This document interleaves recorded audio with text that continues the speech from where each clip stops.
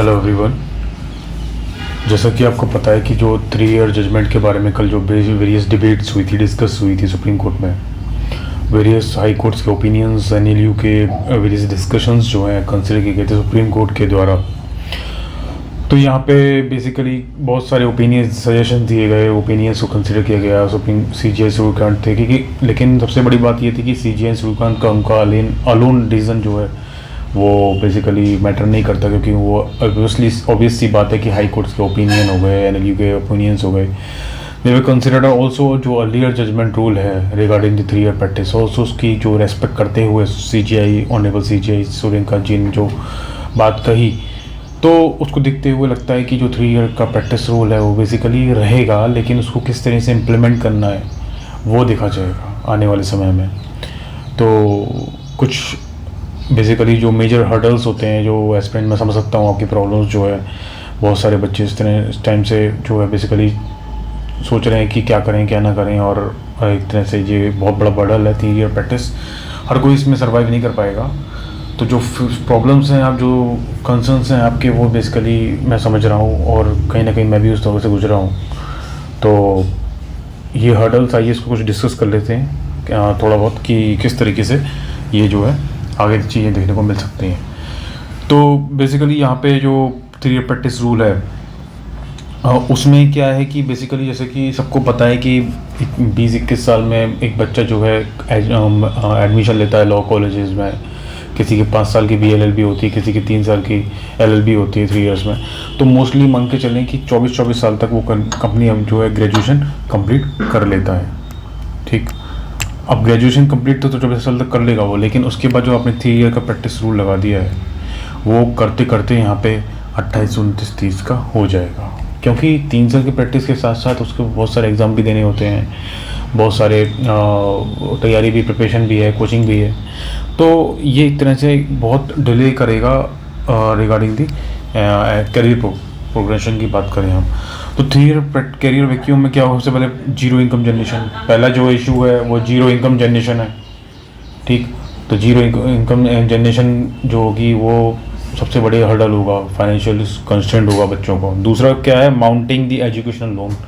देखिए बहुत सारे बच्चे जो होते हैं, जैसे कोई बच्चा एनएलयू में जाता है, उसकी फ़ीस बहुत हाई होती है एनएलयू में, ऑब्वियसली सबको पता है। तो उसमें जो है 3 साल का ये जो है रूल लग गया, तो एजुकेशन लोन जो है बेसिकली वो बच्चे ले लेते हैं, और जो है उस एजुकेशन लोन को लेने के बाद वो जो है परेशान रहते हैं कि वो किस तरह से जो है इनको वो लोन चुकाया जाएगा।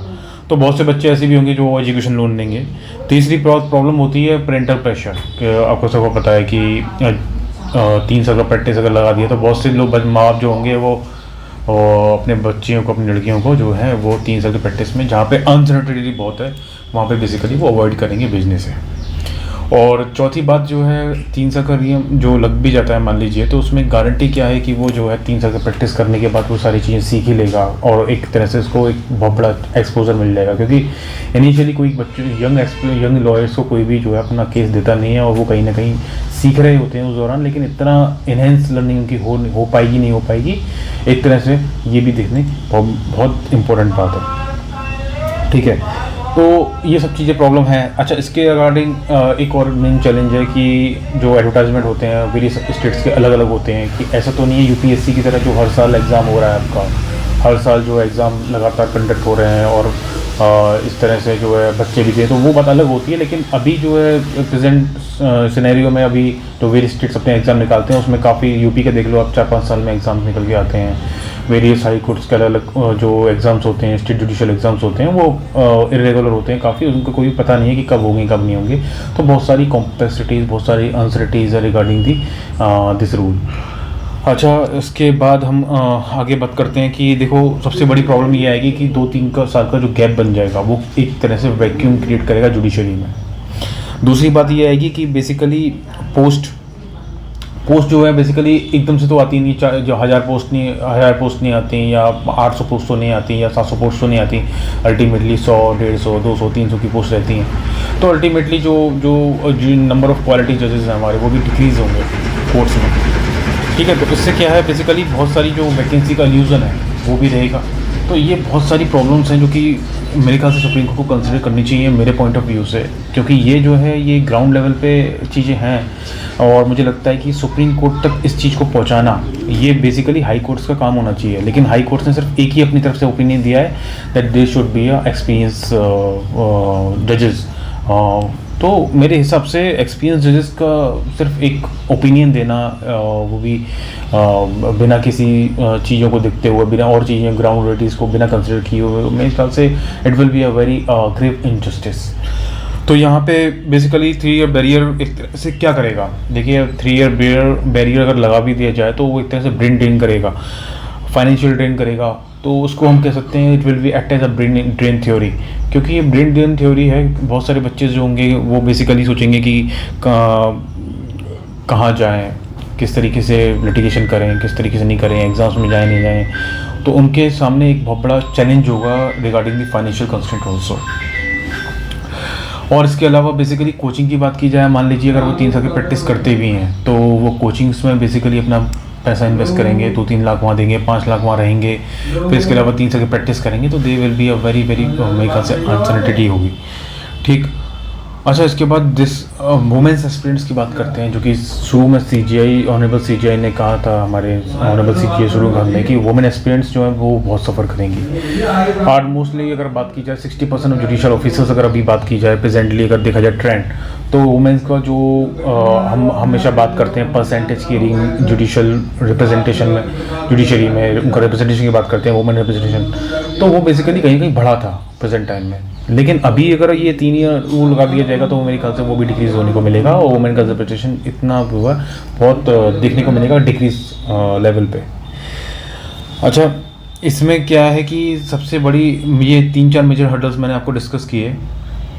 इसके अलावा PW कैंडिडेट्स होते हैं, EWS OBC candidates, marginal section हो गया, EWS हो गया, इनको भी काफ़ी सफ़र करना पड़ेगा। ये कहाँ जाएंगे, क्योंकि ये they can not afford in high tech cities also, they can not afford for living just only basically on the senior advocates for the step in, क्योंकि हर किसी को स्टैम्प तो मिलता नहीं है। तो ये कुछ मेजर हर्डल्स हैं जो कि मेरे ख्याल से सुप्रीम कोर्ट को एड्रेस करनी चाहिए while giving, before giving any judgement और before coming to the conclusion. ठीक, PW कैंडिडेट्स होते हैं, बहुत सारे डिसेबल कैंडिडेट्स होते हैं, पहले इनकी बात की गई थी कि वो को एग्ज़ाम करना ही नहीं करना है, वुमेन को एग्ज़ाम करना ही नहीं करना है। तो एग्जाम्शन जो देखो CJI इज़ बेसिकली उनके खिलाफ है, बिल्कुल एग्जाम्शन नहीं देंगे हर किसी क्लास को। लेकिन मेरे हिसाब से अगर यूनिफॉर्म एप्लीकेशन करना भी है तो उसको जो है एक तरीके से किया जाए, बाकी जो ग्राउंड रियलिटीज़ हैं उसको भी कंसिडर किया जाए, क्योंकि वैकेंसीज जो हैं रेगुलर नहीं होती। बहुत सारी जो प्रॉब्लम्स हैं, 3 ईयर प्रैक्टिस आप लगा दोगे तो वो उसमें कम उनको पैसा मिलेगा नहीं मिलेगा, स्टिपेंड मिलेगा नहीं मिलेगा काम करने का, और वो फिर तैयारी कर पाएंगे नहीं कर पाएंगे। That will be a major challenge for those aspirants. तो आई थिंक ये सब चीज़ें जो प्रॉब्लम्स और चैलेंजेस हैं इसको जो है एड्रेस करना चाहिए सुप्रीम कोर्ट पे। अच्छा, एक प्रॉब्लम सबसे बड़ी ये आएगी कि एक विशियस साइकिल, मान लो कोई बच्चा जो है बहुत डेडिकेटली तैयारी भी कर रहा है और आप 3 साल की प्रैक्टिस भी वो करना चाह रहा है, तो इसमें बेसिकली ये 3 ईयर रूल को जो बेसिकली ये एक तरह से बैरियर की तरह काम करेगा। कैसे करेगा, पहले से 3 साल की प्रैक्टिस करी, फिर वो ड्रॉप भी लेगा बीच में तैयारी करने के लिए, ठीक है, एक तरह से उसकी एज गैप भी बढ़ेगा।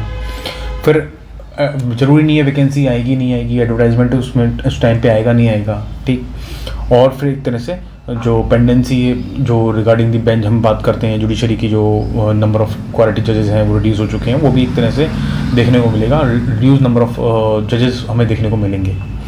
तो ये एक विशियस साइकिल क्रिएट हो जाएगी, इससे बहुत बड़ी प्रॉब्लम आने वाली है इन judiciary in the long run.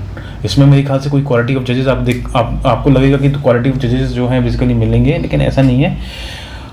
We although we can not reject the idea of experience जजेस, ऑल्दो वो होना चाहिए, लेकिन उसका एक इम्प्लीमेंटेशन प्रोसीजर होना चाहिए बाकी सब चीज़ों को कंसिडर करते हुए। इसके अलावा एक जो बेसिकली एक सजेशन कंसिडर किया गया था सुप्रीम कोर्ट CJI के द्वारा, पोस्ट सिलेक्शन के बाद जो बेसिकली ट्रेनिंग के टाइम पे उनको कुछ इस तरह से ट्रेनिंग दी जाए, उनका जो प्रैक्टिस पीरियड है इसमें थोड़ा सा ऐड ऑन कर दिया जाए, तो इस तरीके से बेसिकली इसको थोड़ा सा रिफॉर्म करने की कोशिश की जाए। तो मेरे ख्याल से ये सजेशन भी अच्छा है, लेकिन अगर इसमें स्टेट फंडिंग हो प्रॉपर, अगर स्टेट भी तैयार हो, बाकी सब जो अथॉरिटीज़ हैं, बाकी सब जो भी अथॉरिटीज़ हैं उनको सबको बेसिकली सहयोग मिले एक तरह से, तो मेरे ख्याल से बाकी का अगर अदर स्टेक होल्डर्स भी रेडी हैं इस मामले में, तो मेरे ख्याल से ये चीज़ें कंसिडर की जा सकती हैं सुप्रीम कोर्ट के थ्रू। पोस्ट सिलेक्शन मॉडलिटीज़ जो है मेरे ख्याल से focus on the rigorous training program पे करना चाहिए। अगर ये पॉसिबिलिटी बन पाती है तो सुप्रीम कोर्ट मेरे ख्याल से इस पर ज़रूर आएगा। एक चीज़ और है कि सुप्रीम कोर्ट ने यहाँ पे मैं एक चीज़ बताना चाहूँगा कि क्या क्या मॉडलिटीज़ रिफॉर्म्स हो सकते हैं। अगर बात की जाए रिफॉर्म्स की, तो देखो पहला रिफॉर्म्स में मैं बात करूँगा कि बच्चों को जो है मेरिटोरियस जो कैंडिडेट्स होते हैं, बेसिकली एग्ज़ाम जो निकालता है वो कोई एरा गैरा इंसान तो होता नहीं है, ऑब्वियसली मेरिटोरियस स्टूडेंट्स होते हैं, कैंडिडेट्स होते हैं, तो they are the bright students, we can not miss them, हमें इनको मिस नहीं करना चाहिए। तो मेरिटोरियस स्टूडेंट्स को पहले सेलेक्ट कर लो, उनका इंटरव्यू ले लो, उनको सेलेक्ट कराने के बाद उनकी जो ट्रेनिंग है उसमें उनकी रिगरस ट्रेनिंग प्रोग्राम इस तरह से कराया जाए ताकि उनको एक्सपीरियंस भी मिले, कोर्ट का एक्सपोजर भी मिले। एक तरह से ये दूसरा पहला मॉडल है। दूसरा मॉडल की बात की जाए हाइब्रिड मॉडल, जिसमें 1 ईयर की प्रैक्टिस कर दी जाए प्लस मैंडेटरी एकेडमी की ट्रेनिंग इसमें इनहेंस करके उसमें कुछ एडजस्ट करके इस ट्रेनिंग प्रोग्राम को बढ़ाया जाए, जिससे क्या है कि इम्प्लीमेंटेशन जो है इस 3 ईयर रूल का अच्छी तरीके से होगा और इसका जो है बेनिफिट लॉन्ग रन में भी मिलेगा।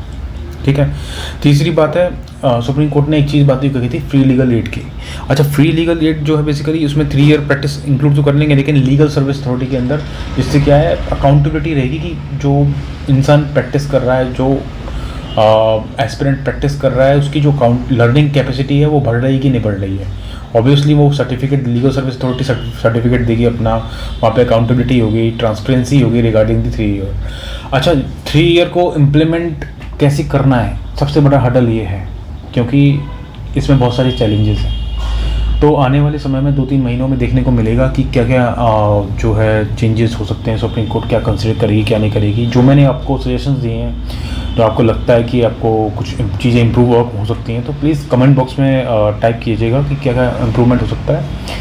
तो बाकी देखने को मिलेगा 2-3 महीने में। और इसके साथ साथ जो बाकी जो नोटिफिकेशन जैसे बिहार जुडिशरी आ चुका है, कुछ नए स्टेट्स के आ सकते हैं, उनको 30 अप्रैल तक मेरे ख्याल से होल्ड में डाल दिया कि बाकी स्टेट 30 अप्रैल तक अपनी जो फॉर्म की डेट फिलिंग डेट आगे ना बढ़ाएं, 30 अप्रैल तक रखें। तो बेसिकली देखा जाएगा क्या होता है क्या नहीं होता है। 2-3 महीने में जजमेंट मेरे ख्याल से आ जाएगा और मुझे लगता है कि सुप्रीम कोर्ट इस पर जल्दी ही अपना स्टैंस लेगी और बाकी जो भी मैंने ग्राउंड रियलिटीज़ बताए हैं उसको भी कंसिडर किया जाएगा सुप्रीम कोर्ट को, because it is a review petition.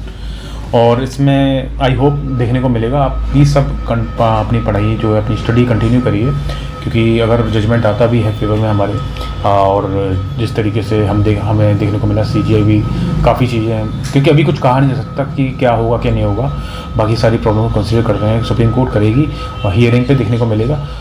तो आई होप अपनी पढ़ाई स्टडी कंटिन्यू रखिए और देखते हैं बाकी क्या होगा। Let's hope for the better. Thank you so much.